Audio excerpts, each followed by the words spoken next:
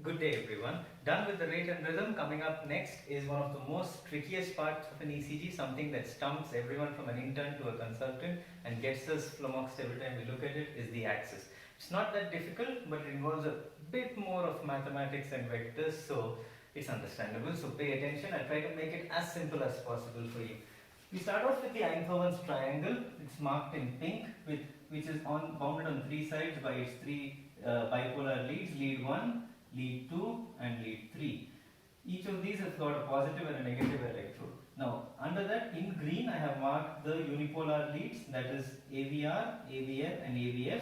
Positive of AVL is at the left arm, AVR at the right arm and AVF at the left leg. Now if we extrapolate this to a single point reference to a hexaxial system by having a single point of intersection there, basically we are bringing lead 1 down here, we are bringing lead 3 to the center as well as AVR to the center. Now you see angle between each of this equilateral triangle is said to be around 60 degrees. Whereas the angle between each of these unipolar leads is also 60 degrees. So when we merge these two, this is what we will get. We are bringing lead 1 down here, that is lead 1. This becomes lead 2.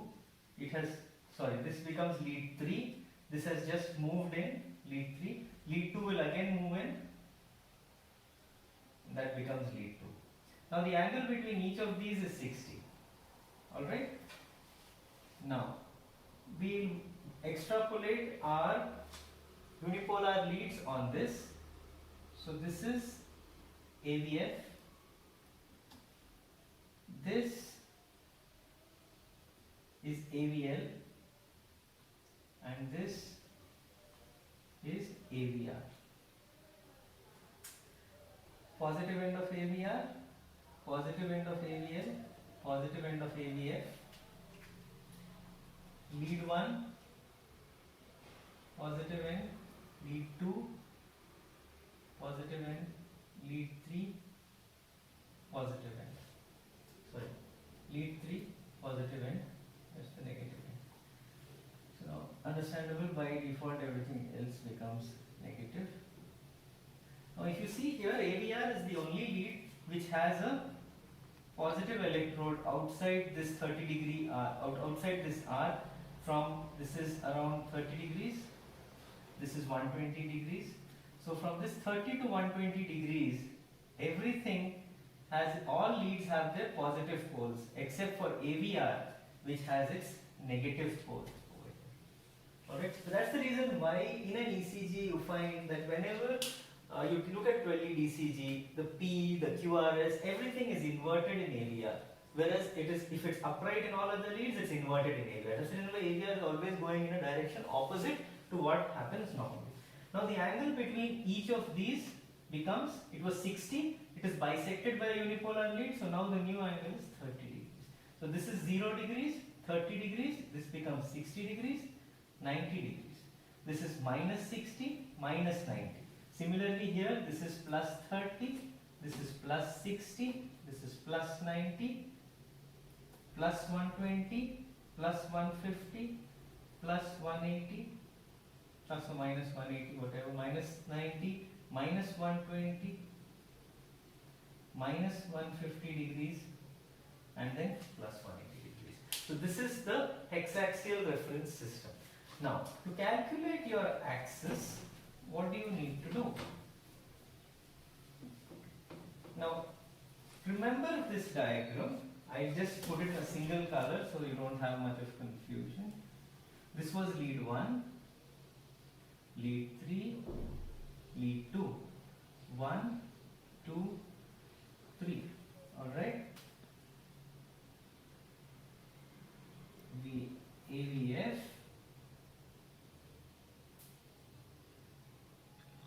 AVL, AVR. Now if you take lead 1, this is lead 1, the lead which is perpendicular to it is AVF. So lead 1 and AVF are at 90 degrees to each other. Similarly, if you take lead 2, the lead which is perpendicular to lead 2 is AVL. So lead 2 and AVL are perpendicular. And similarly, you have lead 3 and the lead which is perpendicular to it now is AVR. So to measure the axis on an ECG, you take any of these sets of leads. Most commonly, we take lead 1 and AVF. So this is the hexaxial reference system. Now, a normal axis is between 0 degrees and 90 degrees. This is our normal axis. From minus 30 to minus 90, this is a left axis. From plus 90 to plus 180, this becomes your right axis. And if your axis is going from minus 90 to minus 180, that is known as a westward axis.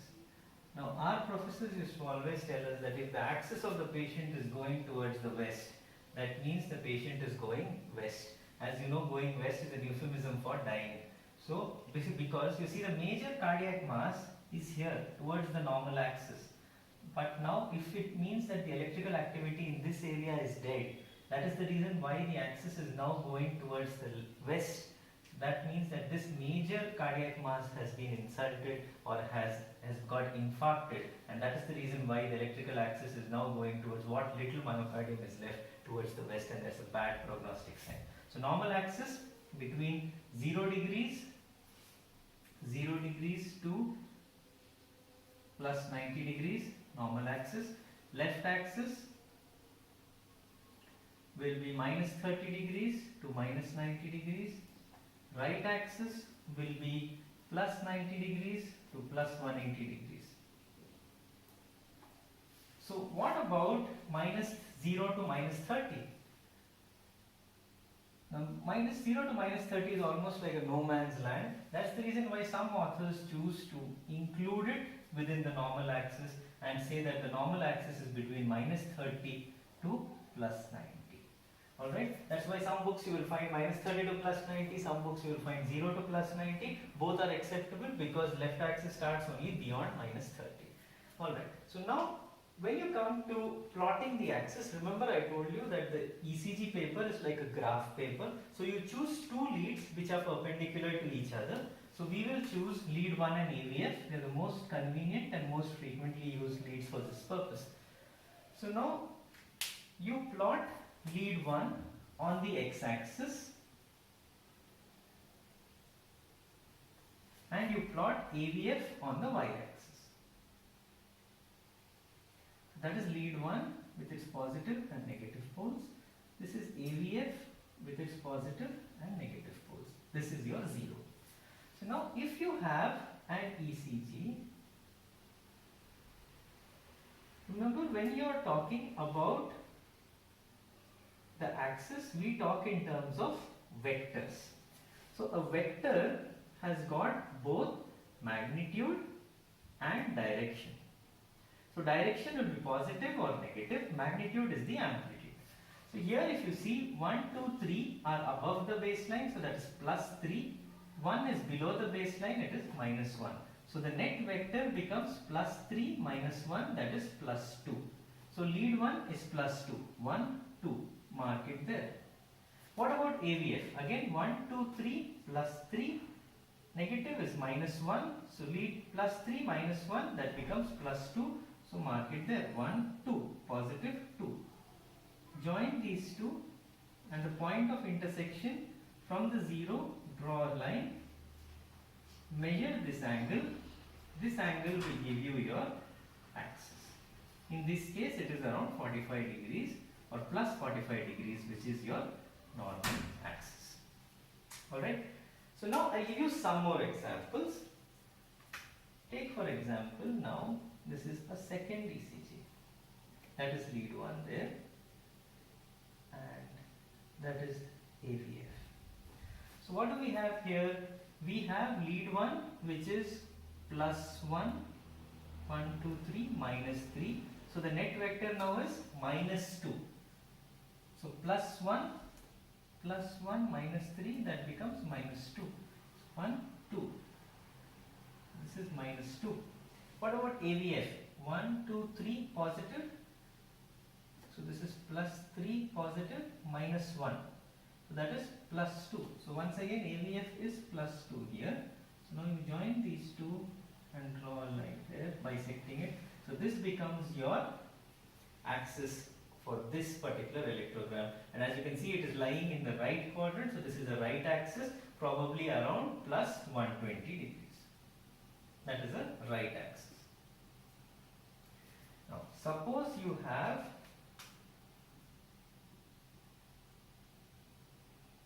this is plus 3 minus 1, so the net vector now is plus 3 minus 1 plus 2. So you plot plus 2 there.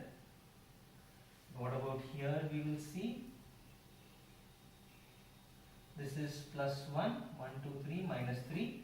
So plus 1 minus 3 is now minus 2. So this becomes positive, negative, 1, 2, minus 2. So draw that and that. So now that becomes your axis there. That is around minus 45. Again you might get that angle. That will give you your axis. So this becomes the left axis. Alright, so this is how you plot your axis on a graph paper, on the ECG paper, which is nothing but a graph paper, and you will need a protractor to measure the axis exactly. Roughly by experience you can say it goes plus 2, so it has to be half of 90, so that is 45. A little more this side will be 60, a little more that side will be 30. But to do it the right way, you need to have a protractor by your side, you need to have your calipers to measure the amplitude, and protractor to measure the angle exactly. Now there are some, so this is the perfect way of doing axis. On the bedside there are some shortcuts also which I will tell you about. You should know about them in case someone asks you, but pick a method that suits you best and use that. So there is a method where, so if there is the basic concept that if this is your lead, say for example this is lead 1, if the current vector is going perpendicular to this, the vector of current is going perpendicular to lead 1, then lead 1 will be 0. So when I say lead 1 vectoral sum is 0, don't assume that lead 1 is a flat line. It's very rare to see that. What happens more commonly is lead 1 becomes biphasic. So the vectoral sum, say it is plus 2 minus 2, so it becomes plus 2 minus 2 is equal to 0. So if you see a lead 1 which is biphasic, that indicates the net vector is 0, so that means the current is going perpendicular to it. So if you see lead 1 perpendicular to it, the axis is plus 90. Understood? Now if you have AVL, take AVL, AVL is biphasic. Now what is the lead which is perpendicular to AVL? Lead 2. So if AVL is biphasic, your axis will be plus 60. Similarly, if AVR is biphasic, what is perpendicular to AVR?